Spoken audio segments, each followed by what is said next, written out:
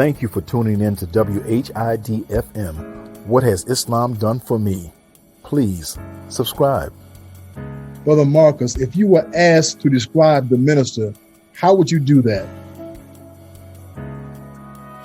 You know, tomorrow will mark the 1-year anniversary of the Mason delegation visiting the palace. We was blessed to spend 7 hours with the Honorable Minister Louis Farrakhan. I got 30 minutes with him alone. But being the third on the left-hand side sitting at his table,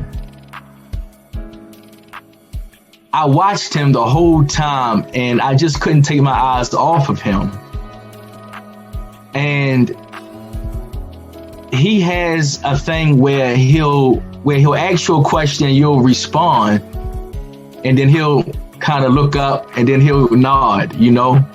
And I'm looking at him like, man, this is frightening because I don't know what exactly he's looking up to, you know, but I'm sure it's something that's registering and processing his thought pattern. And when I was at the table with him and he found out I was a registered FOI who built these 3 lodges, he said to me, it took you 19 years to get to me. I froze. I really froze. And when he said it again, it took you 19 years to get to me,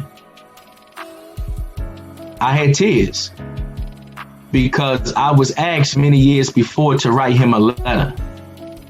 And he chided me for not writing the letter. And I said, dear Messiah, I don't want to bother you with my little so-called work. And he threw his napkin down. He said, who said you be bothering me? I said, oh, Lord. I know that's right. I'm actually expecting lights to go out and everybody start running for cover. So I said, oh, Lord. He said, brother, I would love to know what you're doing. He said, brother, you and I will talk. I said, oh my God. I said, man. I said, I start making prayers like, oh, Allah, please, I hope I ain't piss him off. Please, Allah, please bless and guide me. You know, I repent, you know, the whole 9 yards. But he is so loving. The look on his face made me hate everyone who ever tried to hurt him, whoever tried to disrespect him, whoever tried to take advantage of him. Looking in his face, and he would talk and glance at me, I would just want to just melt into the floor. When I was standing next to him, I tried to move away. He would grab my hand and rub it. I said, oh my God, why is he touching me? I'm trying to get the team, you know, trying somebody to help me.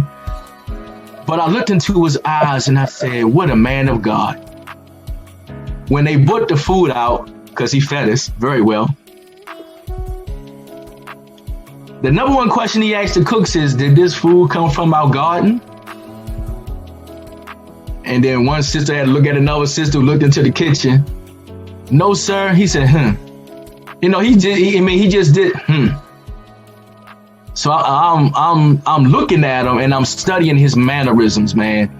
And I know he loves olives because he kept ordering them to come to the table from the kitchen.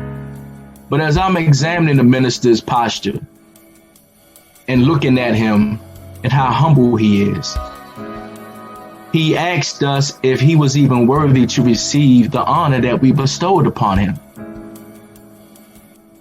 I was completely blown out the water that God's man would ask us, were we serious about this?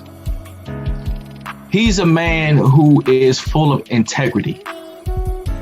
Student Minister Nori said, honesty is telling the truth, but integrity is living the truth. The Honorable Mr. Louis Farrakhan is, to me, the Quran carried in to practice. There's no aspect of his life that I haven't found in reading the Quran. There's not one message, one lecture that I don't reflect back to when looking at him, listening to him. And it's his effect on us. Though it was 12 of us at the table, everyone was crying. Regardless to their title and rank and size, everyone had tears in his eyes. And to just look at him, my heart began to flutter, and nothing but appreciation came that I was chosen out of my family to begin the cycle of the Nation of Islam through the bloodline. Assalamu alaikum.